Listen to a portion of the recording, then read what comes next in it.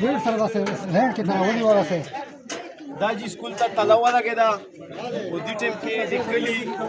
مشرون کثیر تعداد کې موجود دي او سکول سټوډنټون چې دي هغه په کثیر تعداد کې موجود دي